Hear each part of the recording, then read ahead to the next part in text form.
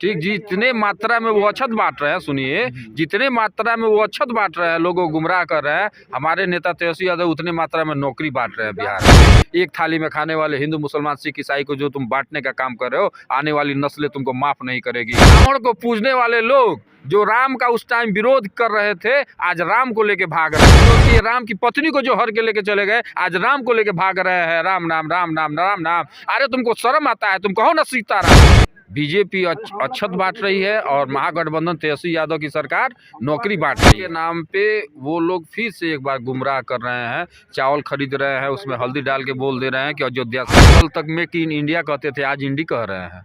थोड़ा सा भी लोक लाज शर्म बचा है कि नहीं बचा है? बीजेपी वालों, जवाब दो इसका।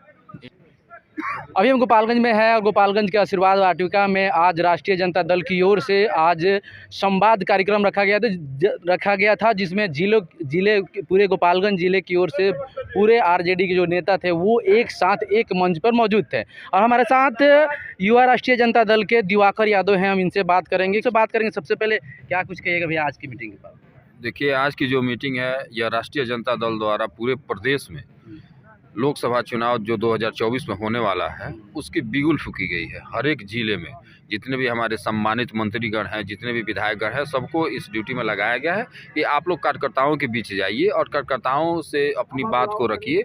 और जो तेजस्वी यादव और लालू प्रसाद यादव जी की जो विचारधारा है और हमारी महागठबंधन की सरकार जो दिन रात नौकरी बांट रही है, वहीं विपक्ष की सरकार जो है अक्षत बांट रही है। बीजेपी अक्षत बांट रही है और महागठबंधन तेजस्वी यादव की सरकार नौकरी बांट रही है। ये बताने के लिए हमारे मंत्री और विधायकगण आए थे। हमारे कार्यकर्ताओं के बीच में बहुत अच्छा कार्यकर्ता संवाद हुआ और कार्यकर्ता संवाद में ये संदेश दिया गया कि आप लोग जाइए, जन जन तक जाइए, ग्राम टोला वार्ड तक पहुँचिए और लालू प्रसाद यादव और तेजस्वी यादव की जो नीति है वो आप बताइए। देखिए, युवा राजद के जिला अध्यक्ष दिवाकर यादव की तरफ से एक तरफ से कहा जाए कि बात है वो आ रहा है कि महागठबंधन जो है वो नौकरी बांट रही है और वही बीजेपी की बात करें तो वो अक्षत बांट रही है जिला जिला और राज्य राज्य घूमकर। ये बहुत बड़ी बात इन्होंने कहा। अक्षत के नाम पे वो लोग फिर से एक बार गुमराह कर रहे हैं। चावल खरीद रहे हैं, उसमें हल्दी डाल के बोल दे रहे हैं कि अयोध्या से आ गया है।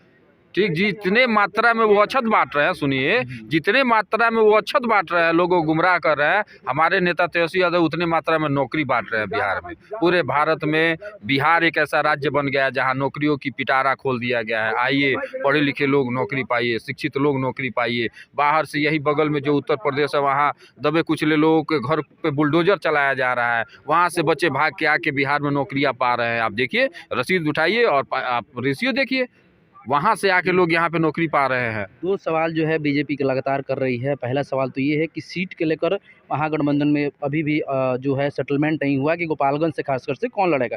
इसको लेकर आगामी आने वाले समय में हो सकता है कि एक बार फिर से दोनों जो गठबंधन है वो अलग हो जाए। इसको लेकर आपका क्या?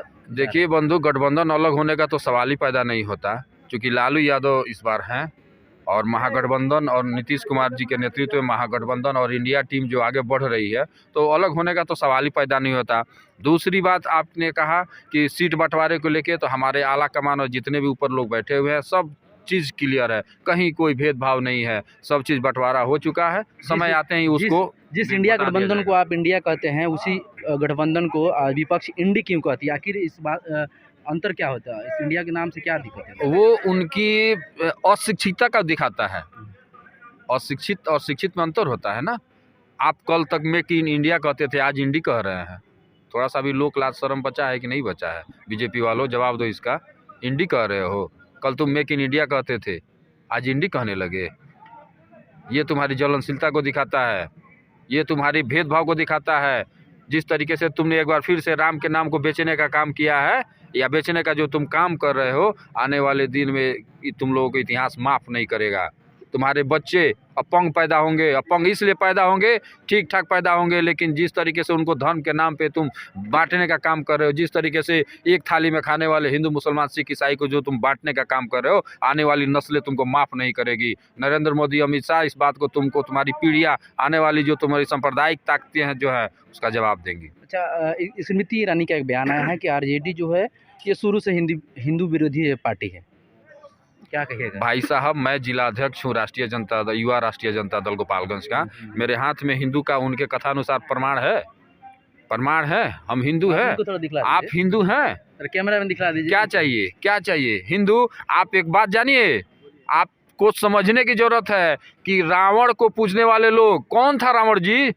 रावण को पूजने वाले लोग जो राम का उस टाइम विरोध कर रहे थे, आज राम को लेके भाग रहे हैं। इस कॉन्सेप्ट को सबको समझने की जरूरत है।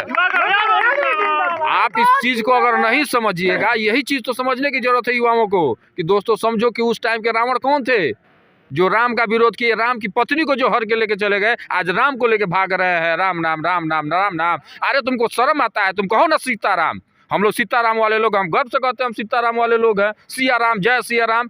आज तुम जय श्री राम का नारा दे रहे हो। जय श्री राम का नारा समझते हैं क्या होता है? जय श्री राम का नारा होता है कि प्रचंडा चढ़ाए हुए हैं, धनुष एक व्यक्ति चढ़ाया हुआ है दूसरे व्यक्ति पे। अभी तो राम वो भगवान कौन सा राम है? राम का तुम रूप, सबरी का जूठा खाने वाले राम को तुम नहीं दिखा रहे हो।